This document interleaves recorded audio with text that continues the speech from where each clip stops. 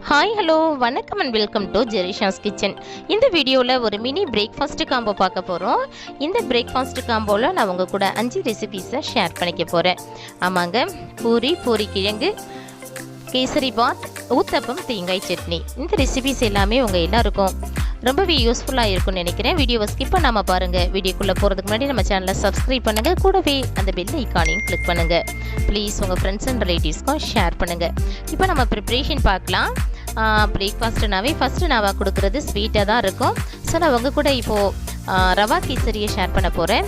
அதுக்கு இப்போது ஒரு பேனை ஹீட் பண்ணி 1 ஸ்பூன் கீ சேர்த்துக்கலாம். கீ நல்லா ஹீட் ஆனதும் நம்ம எடுத்து வச்சுருக்கிற நட்ஸை சேர்த்து ரோஸ்ட் பண்ணிக்கலாம்.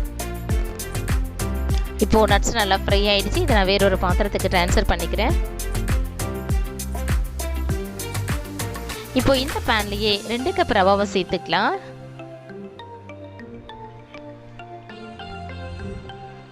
கூடவே 1 ஸ்பூன் நெய், 2 ஸ்பூன் சமையல் எண்ணெயும் சேர்த்து நல்லா கலந்து விட்டுக்கலாம்.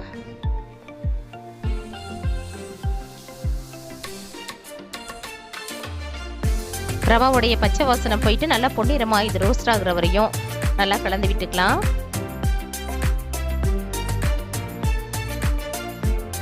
இப்போ இதில் நம்ம தண்ணி சேர்க்க போகிறோம். நான் 2 கப்பு ரவாக்கு 5 கப்பு தண்ணியை நல்லா ஹீட் பண்ணி வச்சுருக்கேன். அதை இது கூட சேர்த்து நல்லா கலந்து விட்டுக்கலாம். தண்ணி சேர்க்கும் பொழுது ஸ்டவ்வை லோ ஃப்ளேமில் வச்சுக்கோங்க. அப்போ தான் கட்டிகள் இல்லாமல் கேசரி நல்லா வரும். நீங்கள் ரவாவை வறுக்கும்பொழுதே தண்ணி சேர்க்குறதா இருந்தால் கண்டிப்பாக சுடு தண்ணி சேருங்க. அப்போ தான் கேசரி நல்லா வரும். இப்போது தண்ணி குறைஞ்சி ரவா நல்லா வெந்து வந்துடுச்சு. இது கூட நம்ம சுகர் சேர்க்க போகிறோம். நான் 2 கப் ரவாக்கு 3 கப் சுகர் எடுத்து வச்சுருக்கேன். ஸோ நீங்கள் உங்களுடைய சுவைக்கேற்ப சுகரை சேர்த்துக்கோங்க. சுகர் நல்லா மெல்ட் ஆகி கட்டிகள் இல்லாமல் வர வரை இதை நல்லா கலந்து விட்டுக்கலாம். ஸ்டவ்வை லோ ஃப்ளேமில் வச்சு கலந்து விடுங்க. அப்போ தான் கட்டிகள் இல்லாமல் இருக்கும். இப்போ இது கூட ஃபுட் கலர் நம்ம சேர்க்க போகிறோம். நான் ஃபுட் கலரை தண்ணியில் கலந்து வச்சுருக்கேன். இதையும் சேர்த்து நல்லா கலந்து விட்டுக்கலாம்.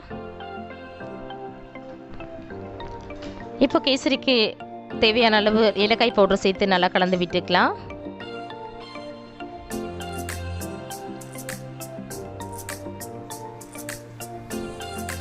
இப்போ ஒரு மூடியை போட்டு ஸ்டவ்வை லோ ஃப்ளேமில் வச்சு ஒரு நிமிஷம் நல்லா குக் பண்ணிக்கலாம்.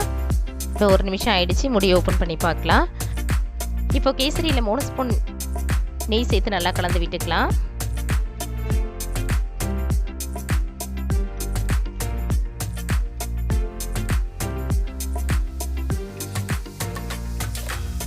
நம்ம ஏற்கனவே ரோஸ்ட் பண்ணி வச்சிருக்கிற நட்ஸையும் சேர்த்து நல்லா கலந்து விட்டுக்கலாம்.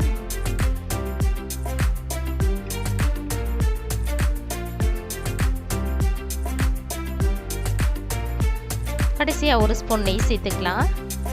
இதில் பாதாமை பொடியாக கட் பண்ணி வச்சுருக்கேன். அதையும் சேர்த்துக்கலாம். இது ஆப்ஷனல் தான். நீங்கள் தேவையில்லைன்னா ஸ்கிப் பண்ணிவிடுங்க. அவ்வளோதாங்க, கேசரி ரெடி ஆகிடுச்சு. இப்போ ஸ்டவ் ஆஃப் பண்ணிக்கலாம். அடுத்து நாம் பூரிக்கிழங்கு செய்ய போகிறோம். அதுக்கு ஒரு பேனை ஹீட் பண்ணி 3 ஸ்பூன் ஆயில் சேர்த்துக்கலாம்.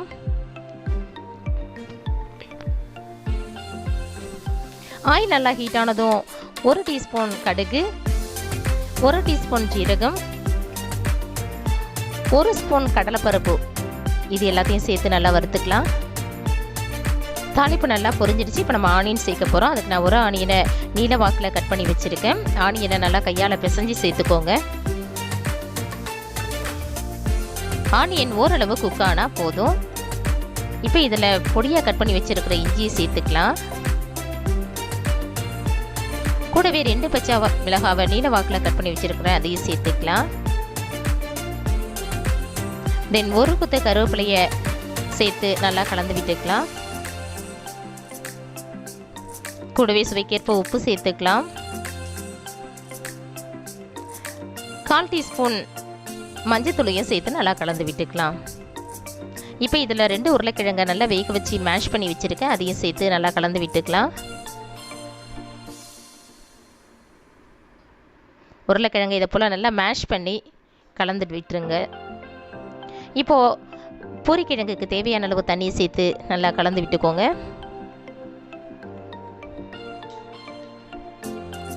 இப்போது பூரிக்கிழங்கு திக்காக இருக்க 1 ஸ்பூன் கடலை மாவில் தண்ணியை கலந்து கட்டிகள் இல்லாமல் கரைச்சி அதையும் நாம் பூரிக்கிழங்கு சேர்த்துக்கலாம். இப்போ இதில் மூடியை போட்டு ஒரு 3 நிமிஷம் நல்லா குக் பண்ணி எடுத்துக்கலாம். கடைசியாக பொடியாக கட் பண்ணி வச்சுருக்கிற மல்லி இலையை சேர்த்துக்கலாம். அவ்வளோதாங்க, பூரிக்கிழங்கு ரெடி ஆகிடுச்சு. இப்போ ஸ்டவ் ஆஃப் பண்ணிடலாம்.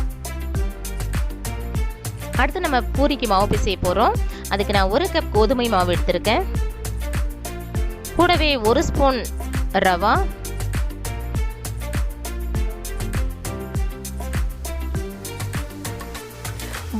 1 டீஸ்பூன் சர்க்கரை, சுவைக்கேற்ப உப்பு, இது எல்லாத்தையும் சேர்த்து மாவை ராவா நல்லா மிக்ஸ் பண்ணி விட்டுக்கலாம். இப்போ இதில் தண்ணியை கொஞ்சம் கொஞ்சமாக சேர்த்து மாவை நல்லா டைட்டாக பிசைஞ்சு எடுத்துக்கலாம். பூரிக்கு மாவை கொஞ்சம் டைட்டாக பிசைஞ்சுக்கோங்க, அப்போ தான் எண்ணெய் இழுக்காமல் இருக்கும்.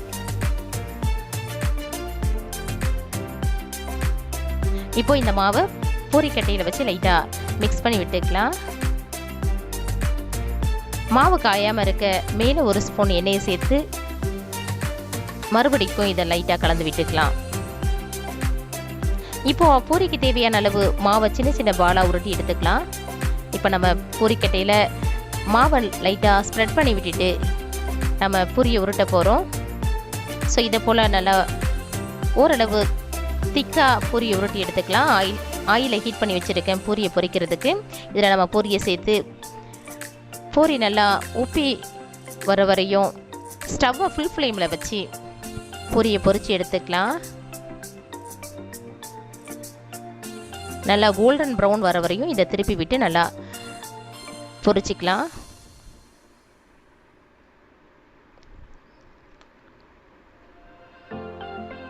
பூரி நல்லா பஃபியாக வந்திருக்குங்க. இப்போ இதை நம்ம வேறொரு பாத்திரத்துக்கு ட்ரான்ஸ்ஃபர் பண்ணிக்கலாம். நான் இப்போ இன்னொரு பொரியை சேர்த்துருக்கேன்.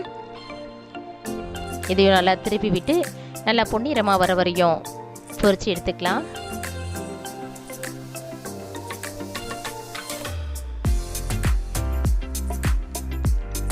அவ்வளோதாங்க, பொரி ரெடி ஆயிடுச்சு. இப்போ நம்ம தேங்காய் சட்னி செய்ய போகிறோம். அதுக்கு 1/2 கப் தேங்காய் எடுத்துக்கலாம்.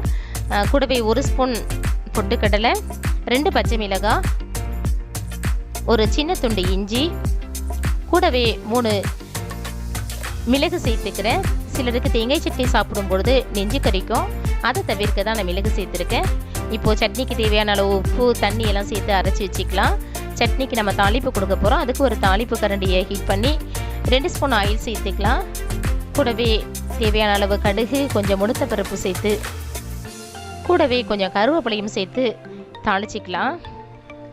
தாளிச்சதை இப்போது சட்னி கூட சேர்த்து கலந்து விட்டுக்கலாம். இப்போ நம்ம ஊத்தப்பம் ஊற்ற போகிறோம். அதுக்கு ஒரு தோசை தவாவை ஹீட் பண்ணி தோசை மாவை கொஞ்சம் திக்காக ஊற்றிக்கலாம். இப்போ இது மேலே 1 ஸ்பூன் ஆயில் சேர்த்துக்கிறேன். கூடவே பொரியாக கட் பண்ணி வச்சுருக்கிற ஆனியனை சேர்த்துக்கிறேன். பொடியாக கட் பண்ணி வச்சுருக்கிற பச்சை மிளகாய், துருவி வச்சுருக்கிற கேரட், பொடியாக கட் பண்ணி வச்சுருக்கிற மல்லி இலை, இது எல்லாத்தையும் சேர்த்துக்கலாம். நீங்கள் விரும்பினா இதில் சில்லி ஃப்ளேக்ஸ், மிளகுத்தூள் கூட சேர்த்துக்கலாம். கடைசியாக மேலே 1 ஸ்பூன் கீயை சேர்த்துக்கலாம்.